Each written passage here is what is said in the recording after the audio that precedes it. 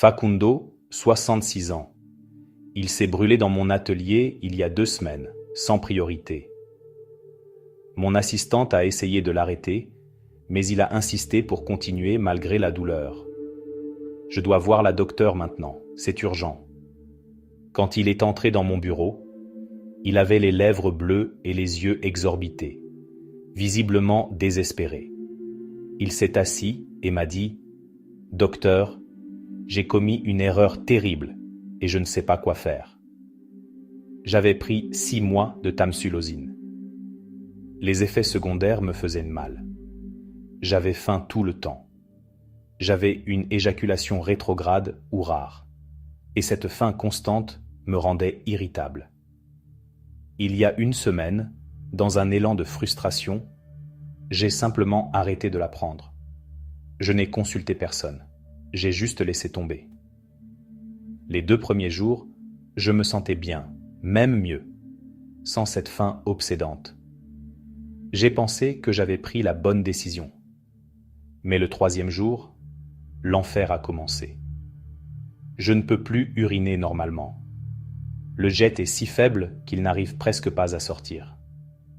J'ai le ventre plein tout le temps, mais je n'arrive pas à le vider. Je me lève 10 fois par nuit. L'urgence est si sévère que parfois je n'arrive même pas aux toilettes à temps et j'ai des fuites. Docteur, c'est pire, beaucoup pire qu'avant de commencer la tamsulosine. Qu'ai-je fait à moi-même? Ce que Don Facundo a expérimenté porte un nom, l'effet rebond. C'est l'une des conséquences les plus sous-estimées et les plus dangereuses de l'arrêt brutal de la tamsulosine sans supervision médicale. Aujourd'hui, je vais vous expliquer exactement ce qui se passe dans votre corps quand vous arrêtez la tamsulosine d'un coup. Pourquoi les symptômes ne reviennent pas seulement, mais s'aggravent souvent temporairement. Quels risques vous encourez? Et surtout, comment arrêter ce médicament de façon sûre si vous en avez vraiment besoin ou si vous voulez l'arrêter? Commençons par comprendre ce qui s'est passé dans le corps de Don Facundo pendant ces 6 mois avec la tamsulosine.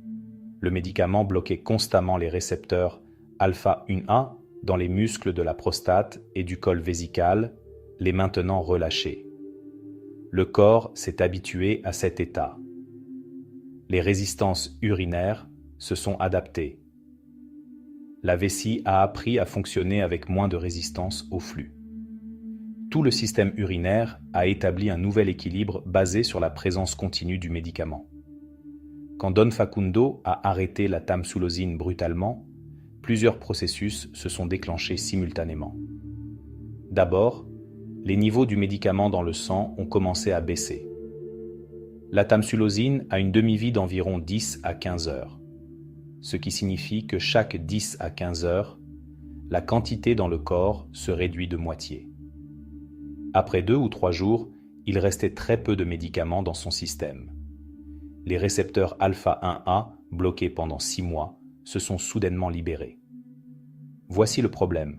Après des mois de blocage, ces récepteurs deviennent souvent hypersensibles. C'est comme s'ils s'étaient endormis et qu'ils se réveillaient affamés. Quand ils se réactivent, ils le font avec plus d'intensité qu'avant le traitement. Les muscles de la prostate et du col vésical se contractent non seulement au niveau initial, mais temporairement à un niveau encore plus élevé. Résultat, une obstruction urinaire qui peut être pire que les symptômes d'origine. Don Esteban, 68 ans, a vécu exactement la même chose. Docteur, avant la tamsulosine, mes symptômes étaient angoissants mais gérables. Je me levais 3 fois par nuit. Le jet était faible, mais il sortait. J'ai pris la tamsulosine pendant 4 mois. Puis, je l'ai arrêtée parce que je n'aimais pas les effets secondaires. À 72 heures de la dernière dose, j'étais en crise. Je me levais toutes les heures, parfois toutes les 45 minutes. Le jet était si faible qu'il me fallait 5 minutes pour uriner un peu. J'avais l'impression que ma vessie n'était jamais complètement vide. C'était insupportable. Cet effet rebond n'est pas universel. Tous les hommes ne l'expérimentent pas. mais il est assez fréquent pour qu'on en discute avant de commencer ou d'arrêter la tamsulosine. Don Rodrigo, 67 ans, a eu une expérience différente. Docteur, j'ai pris la tamsulosine pendant 3 mois. J'ai décidé de l'arrêter pour tester des changements de mode de vie. Quand je l'ai arrêté, mes symptômes sont revenus graduellement pendant 1 semaine, jusqu'à atteindre le niveau que j'avais avant le médicament. Il n'y a pas eu de rebond dramatique. Je suis simplement revenu à mon état initial.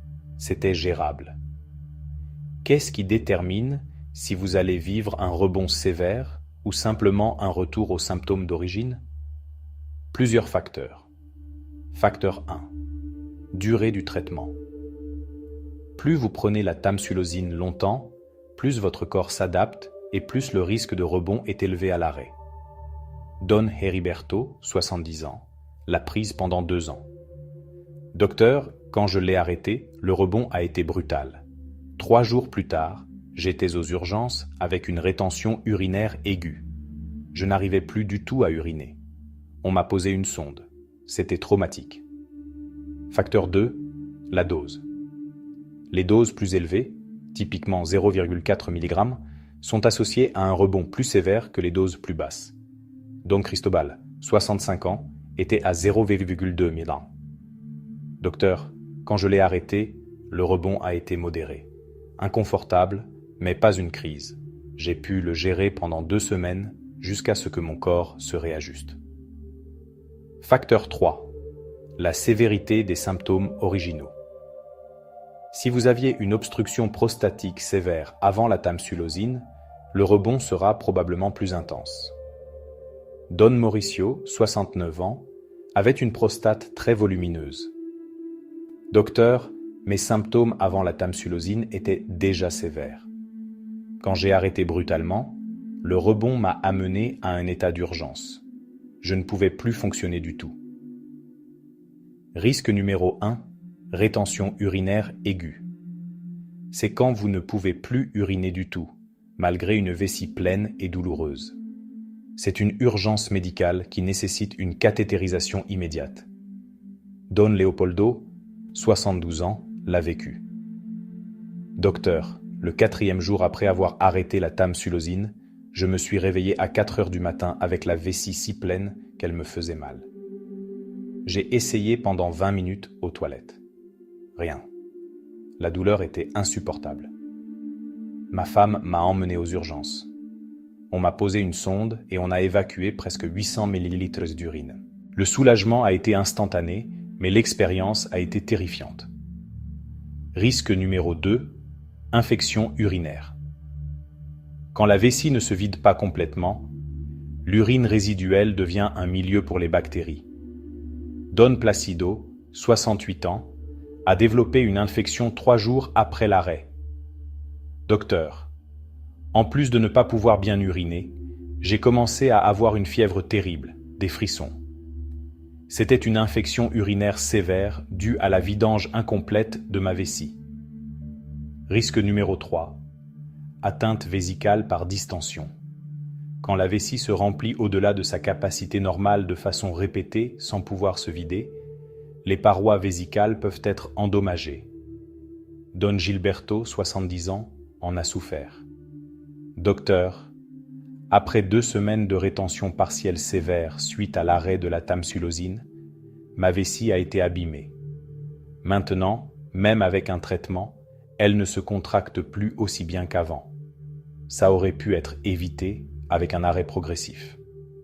Risque numéro 4. Impact psychologique et émotionnel. L'impuissance à accomplir une fonction corporelle basique comme uriner est dévastatrice. Don Vicente, 66 ans, me l'a décrit. Docteur, je n'ai jamais ressenti autant d'impuissance dans ma vie. Ne pas pouvoir uriner m'a fait me sentir vulnérable, effrayé, humilié. Ça a affecté mon sommeil, mon humeur, ma relation avec ma femme. C'était plus que physique, c'était émotionnellement destructeur. Alors, comment arrêter la tamsulosine de manière sûre si vous en avez besoin ou si vous voulez l'arrêter? Stratégie 1. Réduction graduelle des doses. Au lieu de passer de 0,4 mg à 0 d'un jour à l'autre, diminuez progressivement. Si vous êtes à 0,4 mg, passez à 0,2 mg pendant 2 semaines. Ensuite, si vous le tolérez, prenez 0,2 mg tous les 2 jours pendant 1 semaine. Enfin, arrêtez complètement. Cette réduction graduelle donne au corps le temps de se réadapter sans choc brutal. Monsieur Arturo, 67 ans, l'a fait.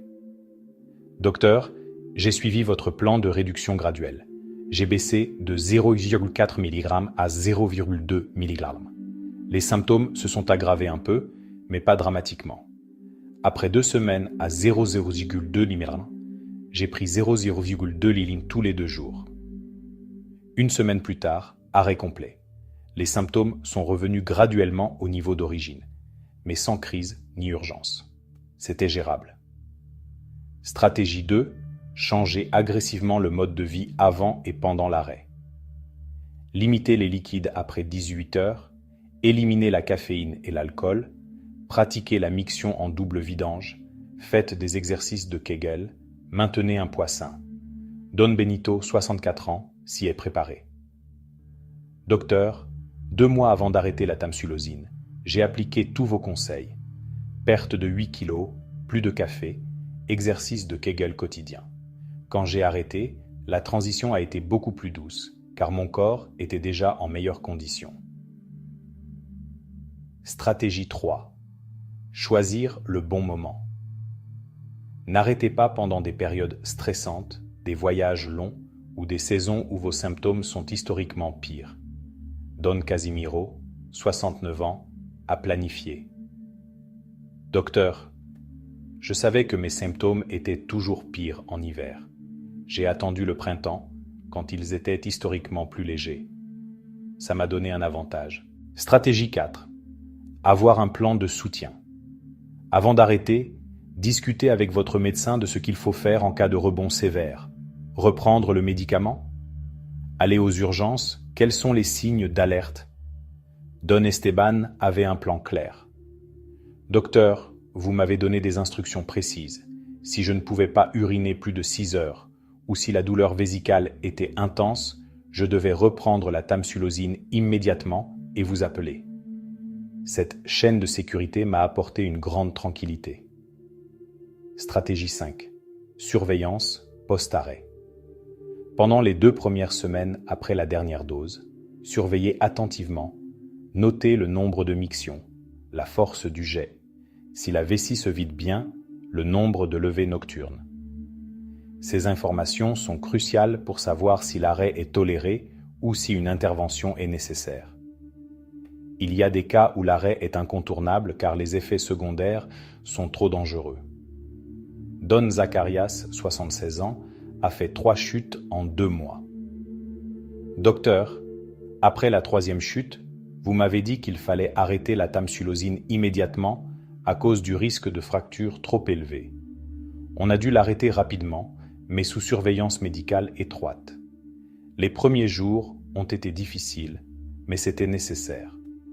Dans ces cas d'arrêt rapide mais nécessaire, on peut atténuer les risques. Cathétérisation intermittente temporaire en cas de rétention sévère, autres médicaments transitoires, évaluation fréquente. Même un arrêt rapide peut être géré avec préparation et supervision. Revenons à Don Facundo, avec qui j'ai commencé cette histoire.